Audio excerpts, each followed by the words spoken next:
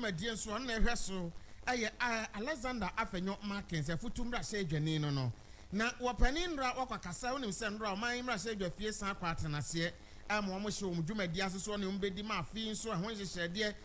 bills awdo edo omo pono so nyina wo matu ho anamo na bra na wo kire government businesses a wo di bedi dwuma no na mra se dwafie wo motena so a wo ma hwa adwenwe no ase bills bebre na aye important bills ehun hia pa ma eboa ema Ghana nchekire ne mpuntuo be konkan baako ane parliament bill wase awazo am hwedi hodwuma ave presidential transition bill eka ho vaccine manufacturing bill and many others ni nyina aye niama do a wo makuchedi agu nkrata so no na mrase dwafo abadwenwe ho no mabobo ho no matu ho na modo om nsa hyase na Ghana yetumi amana ye mra na ni nyina no chi baako a eno so ene awaso mo yirim no mtu ho na mo ye free SHS bill no ene ebisa asa ne ya bill benya eno so we obeka se na na do the free SHS ba ma Ghana fo eko junior high schools ni nyina ze sia wa mo eko free SHS no bi na eno beboa pa ma nei ye humasu ya wonkyekire na agina ne nan so na agina anesa wapani se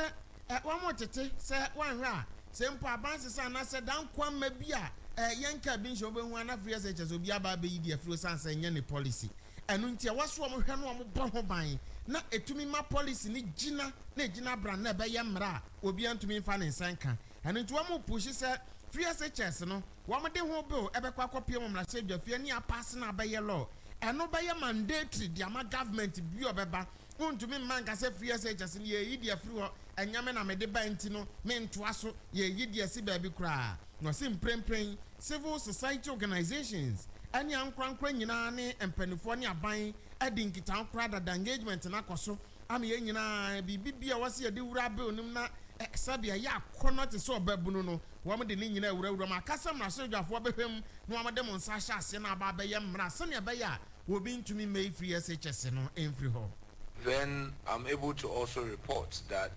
the Minister of Education will present the free SHS bill to Parliament. You know, the chapter 5 of the Constitution provides some aspirational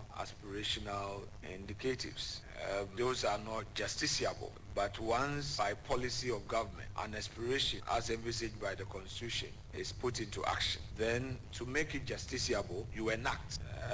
In other words, there are provisions in the Constitution that you cannot enforce. You cannot claim rights to those provisions. The fact that they are there does not mean that you can apply to the court to enforce those rights. They are merely, should I use merely? They are aspirations. Now, when it gets to a point that a government lifts it up to give life to it, there's a need to enact a law to regulate, say, and in doing so, it has been given life. Then the lawyers will say now it has become justiciable in the sense that a court of law can rely on it to make certain orders, enforce certain rights, and give rights and take certain actions. So I think that this free SHS bill, if we consider as a house, what that means is that it becomes mandatory for government to implement this. Unless it is repealed, no government would have the right to say, I am not going to enforce free SHS, because now there's a law. So if you fail, a citizen can apply to the court as his bona fide, and the court would exact justice in that citizen's favor. So that is the good news about this.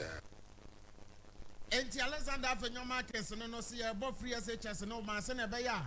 obi ama ma influence as policies bebre wo na ba bi dia ba na obi o se yesi nsuo be fa abo bia kwanye entakrabo bia kwanye dabo free SHS no hunya ye mo ho ban na eno no asa kire mu se enche bia wo man photo sam for Mohammed Adams doctor wopani July bosuminim wo be ba be pm parliament na afi 2024 media budget review no what the about to date ni de wensi so. And then perhaps finally, you know, we are due for media review. Our budget was passed in December, and the Constitution requires that the minister would have to come to Parliament if it wants to do any changes, variations, amendment, or wants to update the country on what has been done so far, and with something that we've been doing. So in this meeting, it is one key thing to be expected. I'm sure we should be able to see the Minister of Finance to address us on this before end of July, but the exact date would come very soon. So I was away of Don Cassian about and then you were my message if you Alexander Fenyo Markins. Young Qua Santiman